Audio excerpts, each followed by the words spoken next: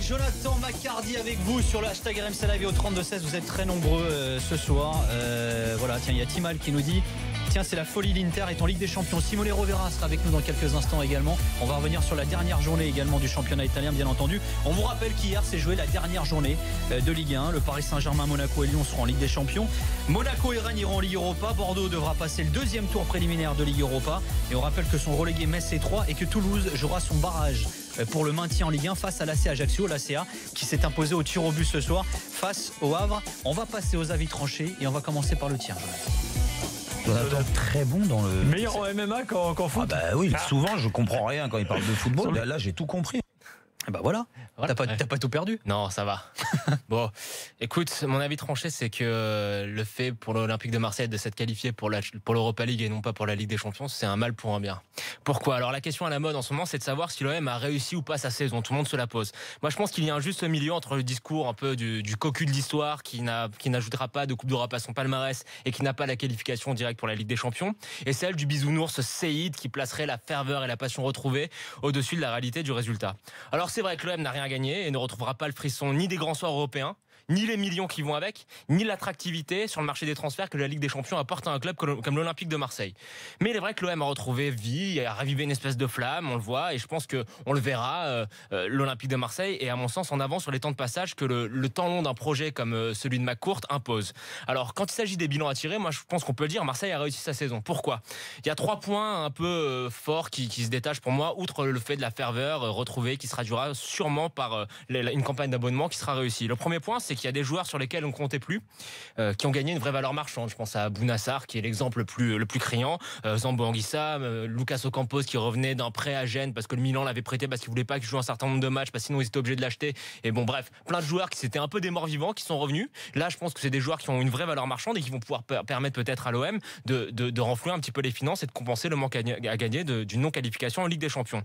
Le deuxième point, c'est que c'est une équipe qui a retrouvé... Je peux noter les questions là ? Vas-y, ouais. Parce qu'après j'aurai des questions à te poser quand même là. Le deuxième point, c'est que c'est une équipe qui a retrouvé une âme et qui représente un véritable potentiel de progression. Alors quitte à résister aux objurgations des esprits chafouins, je pense qu'il y a beaucoup de joueurs dans cette équipe qui ont un très fort potentiel de progression. Maxime Lopez en tête, Bouba Camara aussi. Je pense que c'est des joueurs qui sont amenés à progresser, à devenir des joueurs importants de l'OM, et j'attends de voir ça la saison prochaine. Et j'ai beaucoup d'espoir aussi, notamment en Kostas Mitroglou, qui je pense a subi l'espèce de malédiction de la première année des numéros 9 de l'OM. Coucou André-Pierre Gignac, coucou Mamadou Niang, et qui je pense l'année prochaine sera bien présent et marquera sa petite douzaine de buts en Ligue 1 au moins.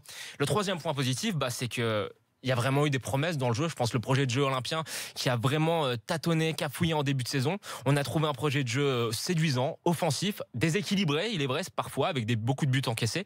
Mais je pense qu'on ne s'est pas ennuyé au Vélodrome, et ça, c'est vraiment un point positif. Alors, en revanche, ça, c'est pour le positif. Mais comme on l'a tous souligné, et Daniel en tête, le soir de la finale perdue face à l'Atlético Madrid, pour que l'histoire continue, il va falloir être prudent. Il va pas falloir répéter les mêmes erreurs au mercato estival, comme l'an dernier, où au dernier jour, on prend Abdenour, c'est un flop, où on se dépêche pour recruter un joueur comme Mitroglou qui arrive blessé et qui donc fatalement fait 6 mauvais mois de très mauvaise facture et pénalise, je sais que t'aimes pas ce Monico, mais pénalise l'équipe.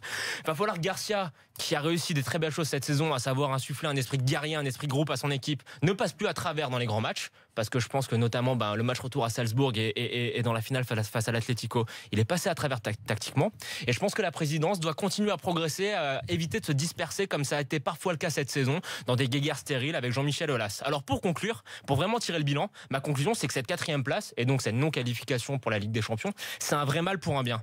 Dans la construction du projet, dans la logique narrative qui accompagne le Champions Project à l'instant T de ce club, je pense que l'Europa League, ça reflète à la fois le niveau d'avancement sportif et le niveau d'avancement institutionnel de l'OM. Je pense que une qualification à la Ligue des Champions, ça aurait pu faire perdre des têtes et pousser à des coups un peu moins réfléchis au mercato.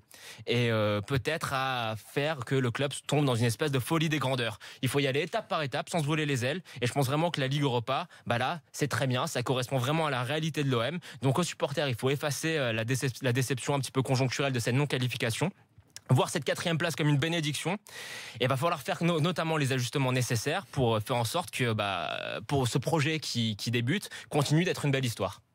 Et très bien, voilà pour la vie. T'avais des questions visiblement pour Jonathan, Daniel.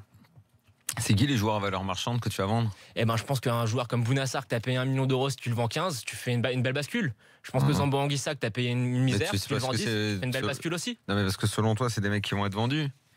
C'est pas des mecs qui forcément seront vendus parce que je pense que le club a intérêt de les garder pour continuer de les faire progresser. Mais si en début de saison on t'avait dit qu'il serait envisageable de vendre Bounassar pour plus de 10 millions d'euros, est-ce que tu aurais cru? Non. Voilà. Est-ce que Zambo Anguissa, tu te serais dit, est-ce qu'en début de saison on t'aurait dit il va coûter plus de 10 millions d'euros, est-ce que tu aurais cru? Non plus. Ocampos, pareil, c'était des joueurs qui avaient une valeur marchande proche du néant. C'est ça en fait qui est intéressant. Et que leur campagne européenne a... Ça les a mis en valeur. Voilà. C'est une vitrine, ça c'est indéniable. Hein. Très bien. Non, mais je voulais question, c'est pas dire qu'il n'allait pas répondre. Hein. Non mais t'en as d'autres ou pas? Question, c'est avec réponse. Moi j'ai un truc. Non, Alors, moi il y a juste une chose, moi en revanche, parce que tu disais, moi j'espère que l'année prochaine ils vont progresser sur le côté esprit guerrier dans les grands matchs. Moi j'ai pas l'impression que ce soit. C'est ce que j'ai dit. Alors t'as dit quoi? J'ai dit que Garcia devait progresser dans les grands matchs parce qu'au-delà du positif qui a été accompli, notamment le fait de créer un groupe, de faire en sorte que les joueurs soient des guerriers, il faut pas se mentir, dans les grands matchs il est souvent passé à côté, tactiquement notamment. Je pense qu'il a loupé sa finale. Alors je ne dis pas que l'OM aurait pu mais gagner. Tu penses pas que c'est une question de qualité justement, qui manquait un plus pour franchir le palier? C'est pour ça qu'il termine 4e aussi, qu'il fait 3-0 cette finale. Il manque de choses. Il faut que Garcia progresse dans les grands matchs aussi, mais je pense aussi que tu as fait une saison avec 15 joueurs de qualité, même pas. Tu as fait 62 matchs avec 15-16 joueurs de qualité, c'est trop court. Les joueurs à la fin de la saison, ils étaient tous cramés. Il y a des gros trous dans l'effectif. Il y a des postes qui ne sont pas doublés. Tu as fait la saison sans véritable avancante capable de t'apporter des garanties nécessaires dans les matchs que tu dois gagner. Donc oui, là tu dois progresser là-dessus. Oui, non, moi je suis assez d'accord. Ce qui s'est passé cette année, c'est très positif et en fait, il faut voir de quelle façon on va capitaliser là-dessus. Sur tout ce qui est l'aspect remise de Marseille en avant. Parce que après, d'un point de vue sportif, au final, la Coupe d'Europe, c'est un très beau parcours. Quand championnat, parallèlement, ils finissent 4e, c'est à peu près normal, on va dire. C'est à peu près normal. Oui, il y a des limites qui devront être corrigées. L'une de ces limites, effectivement, c'est tactiquement Rudy Garcia. Moi, j'ai toujours pensé qu'il était limité. Au début de la saison, j'en disais même plus de mal parce que je pensais qu'il était plus obtus que ça et qu'il abandonnerait difficilement son 4-3-3. Ouais, bien sûr. Il l'a fait. Donc on va dire que ça c'est un ajustement au mec de ton effectif et que ça c'est une démarche intelligente déjà. Sauf qu'après le problème c'est qu'effectivement d'abord dans les grands matchs il a jamais trouvé. Alors qu'il a instauré l'état d'esprit, mais ça on va dire que c'est la base de l'entraîneur. C'est au sens étymologique entraîneur entraînant quoi. Ouais, déjà, tu fais en sorte que les mecs se battent et tout, ce qui est déjà très très bien. Hein. Mais tu vois l'obstination avec je fais reculer Gustavo à la fin ça m'a un peu fatigué.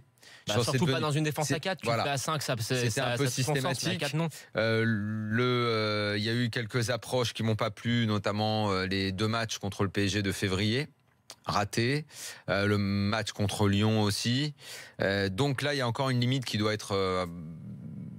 Enfin, il y a dépassé quoi. Il y a un truc à changer de ce côté-là.